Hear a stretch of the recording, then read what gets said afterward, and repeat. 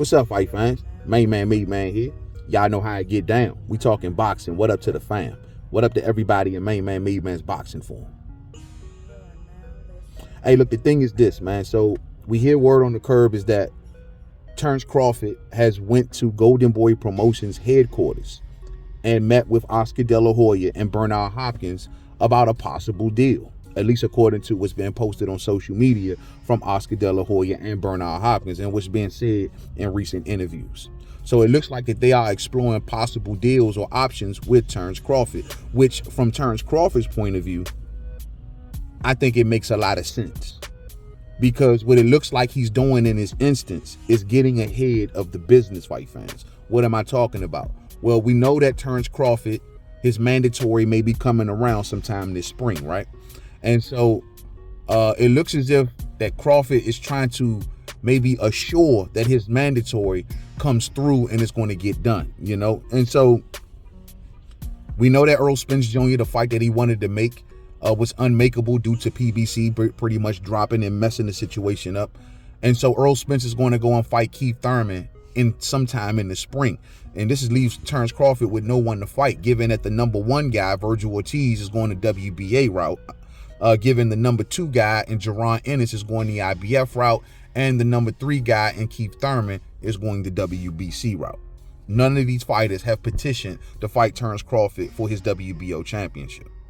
And so now it looked like Crawford is expecting to do this mandatory. So he's trying to get ahead of it because these mandatory situations, fight fans, become complicated sometimes, especially when they're going to purse bids and situations like that. See, when a mandatory goes to a purse bid, it runs the risk of other promoters and outside entities getting involved, making the deal a little bit harder to make. Also, when things like that happen, we have a champion and a challenger.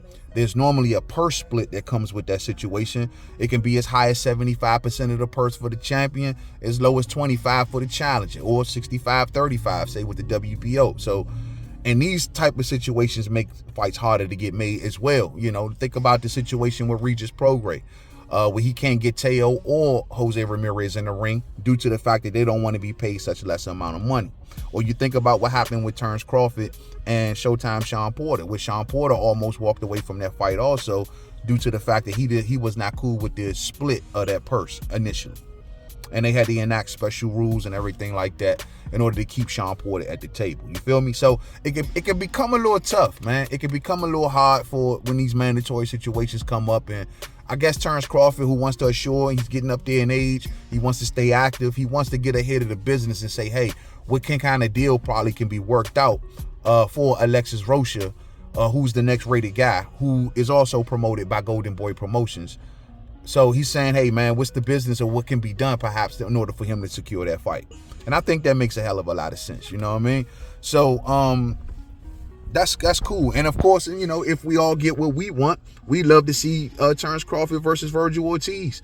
That'll be the fight that will make a lot of sense for Terence Crawford if it happens after Alexis Rocha. Now, if we get Rocha versus Ortiz, I got no problems. I got no complaints, fight fans. But I must admit, I am very weary.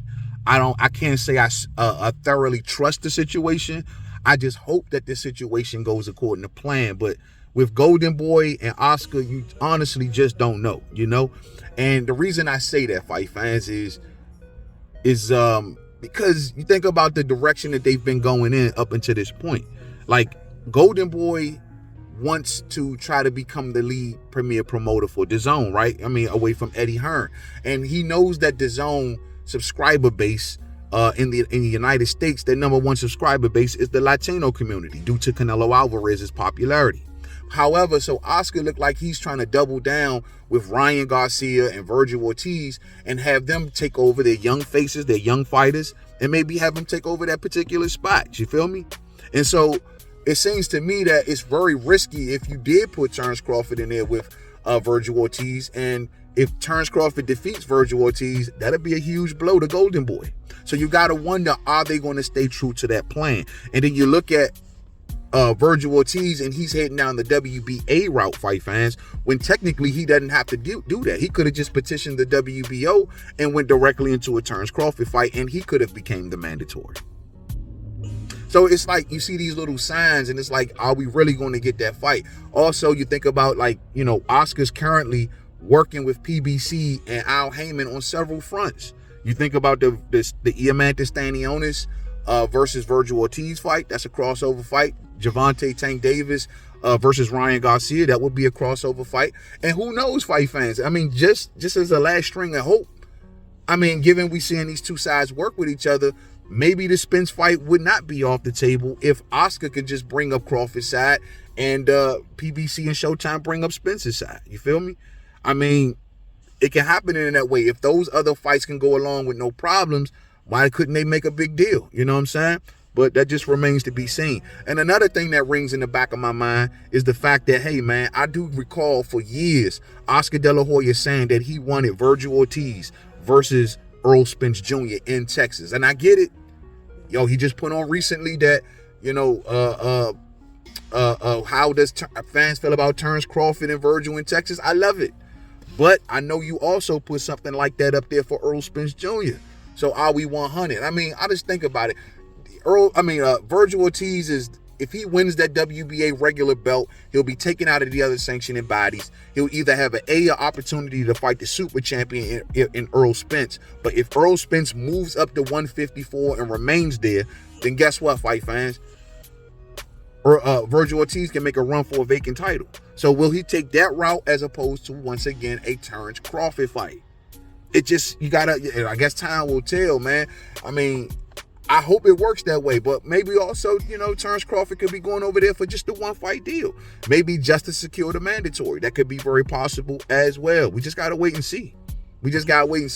I mean, Oscar could be securing Terence Crawford just in case Earl Spence goes to 54 and Virgil was not ready to go, but Virgil was big for 47 too.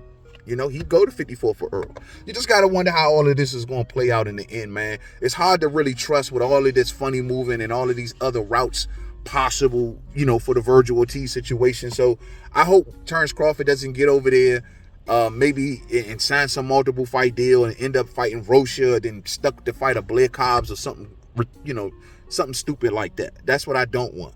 As long as it's going to be clear that Crawford goes after Rocha and then Virgil, I don't think there would be no issues whatsoever, fight fans. Now, also, I mean, unfortunately, like I say, man, and we're going to talk way more about this on the live stream, fight fans. This is terribly, terribly, terribly disappointing for the big fight of Spence and Crawford, man, because, like, now these two fighters are just basically building alternative paths.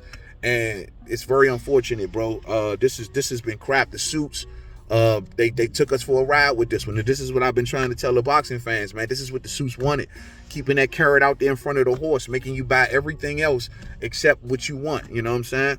And so PBC had the sole responsibility to lock this up, and they didn't. You know, they played games with it. They cut the corners with it. And now, you know, who knows what may happen between Crawford and Spence, man. And it's unfortunate also for Earl Spence because, look, Earl, man, had a shot at undisputed. He had a shot at the #1 pound-for-pound fighter and a lineal belt at 147. I mean, everyone likes to walk around and say, oh, he's the king of 147. He had this, that, and it. Well, guess what? He could have had a chance to make a run for the belt that would have signified that, fight fans. So now it's just lip service, you know. It's very unfortunate, man. And it's like I said before, man, it's terrible for Earl Spence's legacy if him and Terence Crawford don't fight, man. You know, and if it fights at a weird weight and not for all of the belts and all of this stuff now, man, now it's just like, man, the special's gone from it now. You feel me? It's just, I don't know, man. PBC really fumbled the bag with this, y'all. Thumbs up on the way out, and if you didn't hit it on the way in, share, rock the bells. We'll see which direction this all works out. If you know, my preference, I still would like to see Crawford stay on that fight by fight basis stuff. Even if it's with Goldenboy, I will hope, truth be told, that he just secures the Rocha fight and then keep his path open. You know what I'm saying? Whether if he's gonna get Virgil next, then do it fight by fight. That's what I would like to see. You know what I mean? But we just gonna have to wait. The man is securing his future. He ain't got time to wait for PBC that's playing games, and he keeping it pushing. So we'll see, man. Thumbs up, fight fans. Until the next video. Peace out.